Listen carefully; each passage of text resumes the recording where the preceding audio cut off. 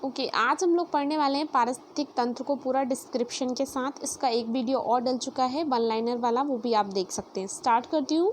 पारिस्थितिक तंत्र का तात्पर्य उस आदिवासी वातावरण से है जहाँ पर जैविक घटक और अजैविक घटक, ठीक है। अब बात आ रही है इसमें जैविक घटक और अजैविक घटक की। जैविक घटक वह होते हैं मतलब जो कि जैसे उत्पादक, जो कि उत्पादक कर रहा है, प्रोड्यूसर है ना, और उपभोक्ता मतलब कि कंज्यूम कर रहे हैं वो, ठीक है। और डिकम्पोज मतलब कि जो नष्ट हो जाते हैं, डिकम्पोज हो जाते हैं, ठीक है। तो इसमें जैसे आपको उपभोक्ता में जैसे प्राथमिक उपभोक्ता कैसे होता है, जो कि मतलब शाकाहारी हो, ठीक है। प्राथमिक उपभोक्ता में आपके पेड़ पौधे आ जाएंगे, ठीक है वो। और शाकाहारी मतलब वह जीव जंतु जो कि शाकाहारी भोजन को ग्रहण करते हैं, ठीक है। प्रथम श्रेणी में आपके आ जाएंगे मांसाहारी, मतलब वह जानवर जो कि मतलब दूसरे जानवरों को खाते हैं, ठीक है। और द्वितीय श्रेणी में आपका आ जाएगा मांसाहारी शाकाहारी दोनों, मतलब कि जैसे कि आपके गाय को ले लो, कुत्ते को ले लो, और अपने क्या मनुष्य को, ठीक है, जो कि शाकाहारी भी होते हैं और मांसाहारी भी होते हैं, ठीक है। तो ये हो जाएंगे। और आपका अजैविक घटक में कौन से आ जाएंगे, जैसे जो वातावरण से हमको मिलता है, जैसे कि क्या अकार्बनिक पदार्थ, जैसे नाइट्रोजन हुआ, जल, ऑक्सीजन, प्रकाश, है ना, ऊर्जा। तो ये अम्लत कार्बनिक पदार्थ में आपका जैसे कार्बोहाइड्रेट, प्रोटीन, वसा, ये सभी चीज़ें क्या हो जाएंगी, अजैविक घटक हो जाएंगे। तो ये सतत रूप से जब लगातार मतलब परस्पर एक दूसरे पर क्या निर्भर होते हैं। इस परस्पर निर्भरता का मूल आधार क्या है, जैसे जैविक समुदाय के बीच खाद्य ऊर्जा का प्रवाह होना। जब खाद्य ऊर्जा का प्रवाह होगा, प्रवाह मतलब बहना एक तरीके से, ठीक है। तो जब खाद्य ऊर्जा इन सभी में मिल जाएगी तो ये क्या है, एक समुदाय बन जाएगा, ठीक है ना। तो क्लियर हो गया है। मतलब पारिस्थितिक तंत्र मतलब होता है एक तरीके का एक जाल, एक, ठीक है।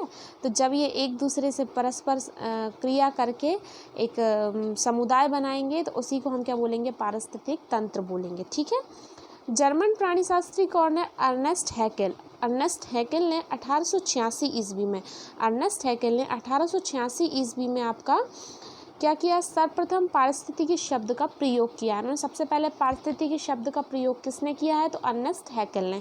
इन्होंने पारिस्थितिक तंत्र के जनक के रूप में, पारिस्थितिक तंत्र के जनक के रूप में भी जाना जाता है। किसे जाना जाता है, अर्नेस्ट हैकेल को। हैकेल याद रख लीजिए, हैकेल को इसके रूप में जाना जाता है, ठीक है। अर्नेस्ट हैकेल है पारिस्थितिक तंत्र के जनक के रूप में जाना जाता है। इन्होंने सबसे पहले शब्द का प्रयोग इसका किया है। पारिस्थितिक तंत्र की अवधारणा कैसी है, डायनेमिक है, यानी गत्यात्मक है, मतलब लगातार चलती रहती है, ना कि स्थितिक, मतलब स्थितिक मतलब रुकी हुई नहीं है। कैसी है, गत्यात्मक है, मतलब लगातार वो चलती रहती है। ये एक खुला तंत्र है, ठीक है। कैसा तंत्र है, पूछा जा सकता है। पारिस्थितिक तंत्र किस प्रकार का तंत्र है, तो एक खुला तंत्र है, ठीक है। कैसा है, इसकी अवधारणा कैसी है, डायनेमिक है, यानी गत्यात्मक है, ठीक है।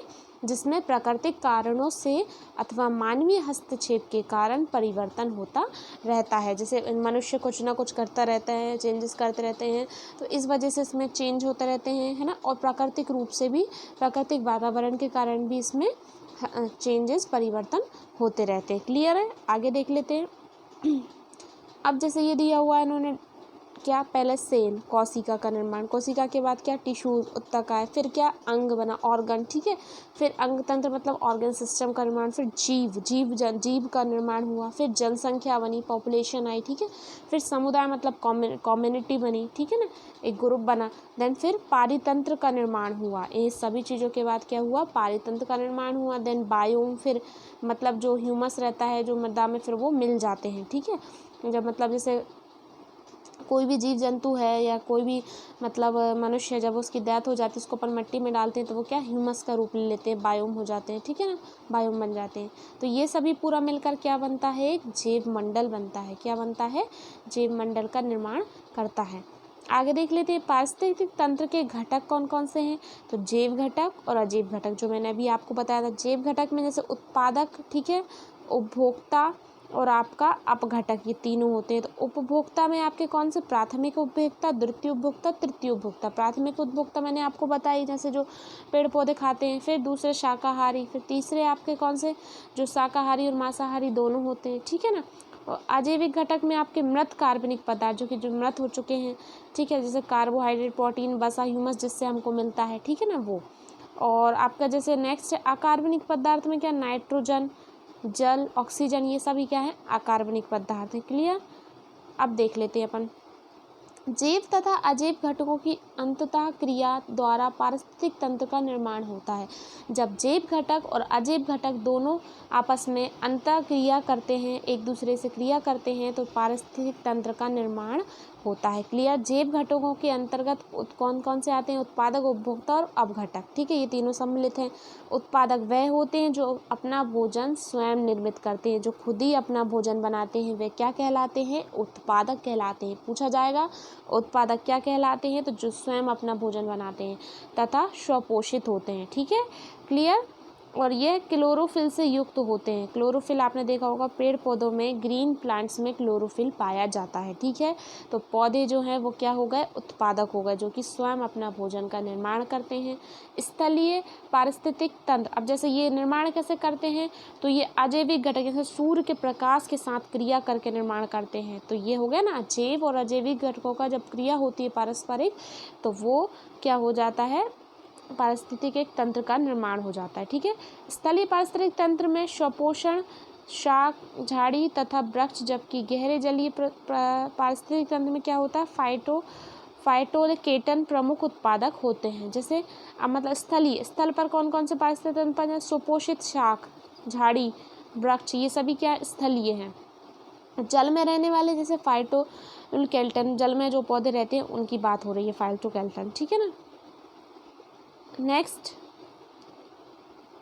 अब बात आती उपभोक्ता। उपभोक्ता को क्या, शाकाहारी, मांसाहारी तथा सर्वाहारी, मतलब उपभोक्ता को किस में बांटा गया, उपभोक्ता शाकाहारी भी होते हैं, मांसाहारी भी, मतलब उपभोग कर रहा है, किसी चीज़ को ग्रहण कर रहा है, शाकाहारी भी हो सकते हैं, मांसाहारी भी, सर्वहारी मतलब दोनों भी हो सकते हैं। ठीक है, वर्गीकृत किया गया है।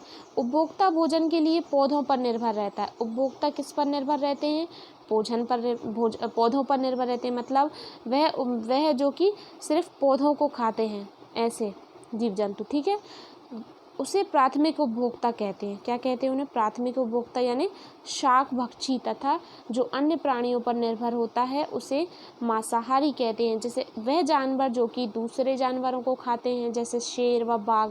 शेर बाघ देखा होगा हमेशा दूसरे जानवरों को खाएंगे, पेड़ पौधों को नहीं खाएंगे। ठीक है, खरगोश हुआ, गाय हुई, ये लोग आपके पेड़ पौधों को खाते हैं। ठीक है, तो क्लियर हो गया। सर्वाहारी उपभोक्ता कौन से होते हैं, जो प्राथमिक और द्वितीयक दोनों श्रेणी में आते हैं। ठीक है, दोनों भोजन को ग्रहण करते हैं, जैसे मनुष्य।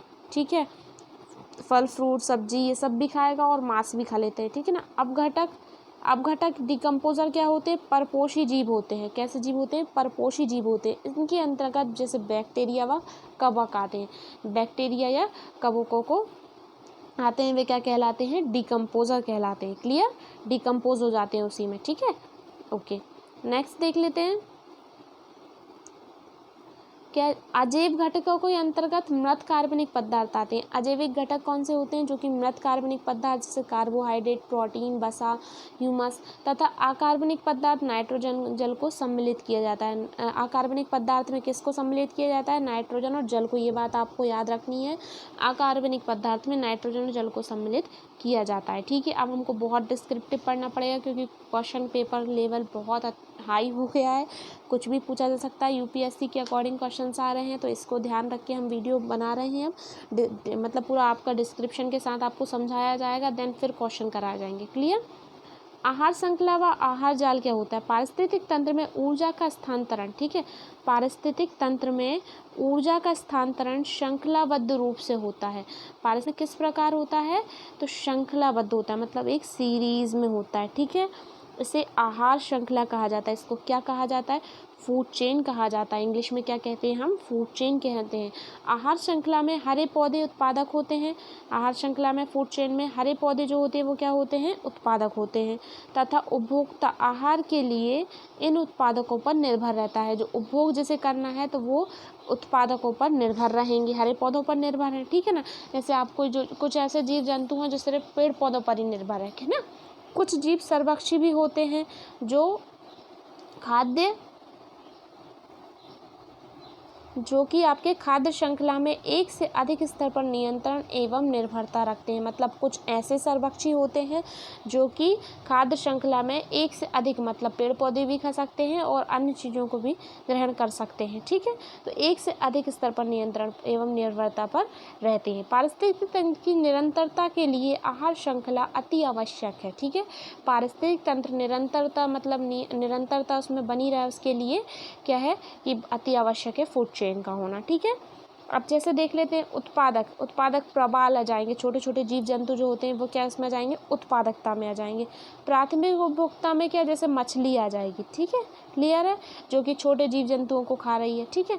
कछुआ द्वितीय उपभोक्ता में आ जाएगा, ठीक है, ओके क्लियर। नेक्स्ट है, ये फिर सभी क्या हो जाते हैं, अपघटक बन जाएंगे, तो क्या हो जाएगा, डिकम्पोज हो जाएंगे, ठीक है।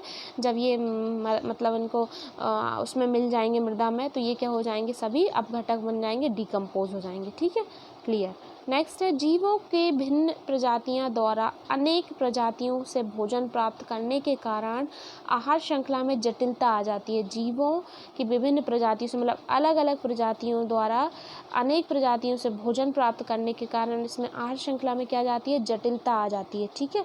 जिसके फलस्वरूप आहार जाल का निर्माण होता है। इसके फलस्वरूप क्या होता है, फूड वेव का निर्माण होता है, ठीक है। अगर इसमें जटिलता आ जाएगी, तेजी आ जाएगी, तो क्या होगा, फूड वेव का निर्माण हो जाएगा। पारिस्थितिक तंत्र में आहार श्रृंखला में जितनी अधिक जटिलता होगी, पारिस्थितिक तंत्र में आहार श्रृंखला में जितनी ज़्यादा जटिलता होगी उतना, तथा जैविक विविधता जितनी अधिक होगी, पारिस्थितिक तंत्र में संतुलन की संभावना उतनी ही अधिक होगी। जितना ज़्यादा जटिल होंगे एक मतलब ग्रहण करने के लिए, उतनी ज़्यादा इसमें, जितनी ज़्यादा जैव विविधता बढ़ेगी उतनी ही ज़्यादा संतुलन की संभावना अधिक होगी, मतलब उतना ज़्यादा इसमें संतुलन बना रहेगा, ठीक है, क्लियर हो गया। आगे देख लेते हैं। अब देख लेते हैं हम जैसे पर्यावरणीय असंतुलन से उत्पन्न समस्याएं। पर्यावरणीय असंतुलन बिगड़ता है तो क्या समस्याएं उत्पन्न होती हैं, जैसे स्थलीय वातावरण से संबंधित समस्या। जैसे स्थल पे अगर कोई समस्या आ रही है, तो जैसे वनों का विनाश हो रहा है, मृदा प्रदूषण हो रहा है, जलीय प्रदूषण हो रहा है, तो ये कौन सी हो जाएगा, स्थलीय वातावरण। वायुमंडलीय वातावरण से संबंधित समस्या क्वेश्चन, जैसे ओजोन छिद्र, जैसे प्रवाल जीवों का विनाश होना, ठीक है, प्रवाल जीवों का विनाश हो रहा है, और प्लैंक्टन घास का नष्ट होना, तो ये सभी क्या है, ये समस्या हो रही है वायुमंडल में, ठीक है। भूमंडलीय तापमान में क्या हो रहा है, समुद्री जल स्तर में वृद्धि हो रही है, द्वीपों में जलमग्न होने की स्थिति हो रही है, तो ये भूमंडलीय हो जाएगा, है ना। जैविक वातावरण, अम्लीय वर्षा में जैसे प्रकाश संश्लेषण को क्रिया में बाधा होना, प्रकाश संश्लेषण नहीं हो पा रहा अम्लीय वर्षा की वजह से, तो ये सभी आपकी वायुमंडलीय समस्या है। जैविक वातावरण से संबंधित समस्या कौन कौन सी हो जाएगी, विभिन्न वनस्पति एवं जैव प्रजातियों का विनाश होना, ठीक है। जैसे वनस्पतियों का, जैव प्रजातियों का विनाश हो रहा है ना, तो ये जैव वातावरण में समस्या उत्पन्न हो रही। आहार श्रृंखला प्रतिकूल होना, आहार श्रृंखला अच्छे से नहीं चल पा रही है इस वजह से, ठीक है। तो ये सभी क्या है, आपकी जैविक वातावरण समस्याएं हैं। अब जैसे मॉनिट्रियल प्रोटोकॉल मोस्ट आईएमपी है, इसको देख लेते हैं। मॉनिट्रियल प्रोटोकॉल क्या है आपका, 16 सितंबर 1987 को ही मॉनिट्रियल संधि पर हस्ताक्षर किए गए थे। मॉनिट्रियल संधि पर हस्ताक्षर कब किए गए थे, तो 16 सितंबर 1987 को मॉनिट्रियल आपका प्रोटोकॉल पर हस्ताक्षर किए गए थे। 16 सितंबर को इस दिन ओजोन दिवस मनाया जाता है। ओजोन दिवस किस दिन मनाया जाता है, 16 सितंबर को, ठीक है। ओजोन परत के क्षय की सर्वप्रथम जानकारी 1974 में अमेरिकी रसायन शास्त्री एफ सरेकुंड रोलैंड व मैरिनी मोलिना ने दी थी, ठीक है। किसने दी थी, अमेरिका रसायन शास्त्री थे सरेकुंड रोडेल और मैरिनी मोलिना, ठीक है। क्लोरोफिल कार्बन सूर्य की किरणों से प्रतिक्रिया कर क्लोरीन व क्लोरीन मोनोऑक्साइड के अणु उत्सर्जित करते हैं। ये क्या करते हैं, क्लोरोफिल कार्बन के सूर्य की किरणों के साथ क्रिया करते हैं और क्या उत्सर्जित करते हैं, ऑक्साइड के अणु को उत्सर्जित, जो ओजोन के क्षति पहुंचा रहे हैं।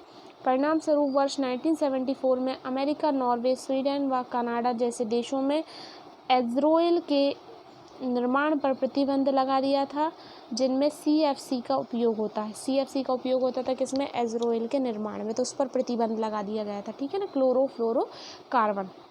ओजोन को बचाने की इन्हीं प्रयासों के अंतर्गत वियना सम्मेलन में मॉनिट्रियल संधि पारित की गई थी। मॉनिट्रियल संधि क्यों पारित की गई थी, इसको बचाने के चक्कर में, ठीक है ना। इस संधि के अंतर्गत वर्ष में मॉन्ट्रियल संधि पारित की गई। इस संधि के अंतर्गत वर्ष 1994 तक CFC का स्तर 1986 के स्तर से 80% तक कम करने और वर्ष 1999 से 1986 के स्तर तक 50% तक कम करने का लक्ष्य रखा गया था, ठीक है ना। भारत ने अगस्त 2008 में ही CFC के उत्पादन पर रोक लगा दी थी। क्लोरोफ्लोरोकार्बन के उत्पादन पर उन्होंने रोक लगा दी थी। क्लियर। नेक्स्ट है, अब कुछ ग्रीन हाउस गैसेस देख लेते हैं हम। 6 ग्रीन हाउस गैसेस हैं हमारी, जैसे कार्बन डाइऑक्साइड, ठीक है। यह किस लिए काम आती है, जैसे ईंधन, जैसे कोयला, तेल, पेट्रोलियम के जलने तथा जंगलों में लगी आग से पैदा होती है। कार्बन डाइऑक्साइड किससे, जंगलों में आग लग जाए, ठीक है, या कोयला, तेल या पेट्रोलियम जल रहा है तो कार्बन डाइऑक्साइड का सर्जन आपका होगा, ठीक है। मीथेन क्या होती है, यह तेल के रिसने व पशुपालन आदि से पैदा होती है। मीथेन कहाँ से पैदा होती है, तेल के रिसने या फिर पशुपालन आदि से पैदा होती है, ठीक है। नाइट्रोजन ऑक्साइड क्या है, N2O, यह खेतों से व ईंधन के जलने पर होती है। खेत जलाते हैं या ईंधन को जलाते हैं तो नाइट्रोजन ऑक्साइड N2O हमारी गैस पैदा होती है। हाइड्रोफ्लोरोकार्बन औद्योगिक क्रियाओं के द्वारा उत्पन्न होती है। औद्योगिक क्रिया कोई कर रहे हैं किसी पदार्थ द्वारा तो यह हाइड्रोफ्लोरोकार्बन का निर्माण होगा।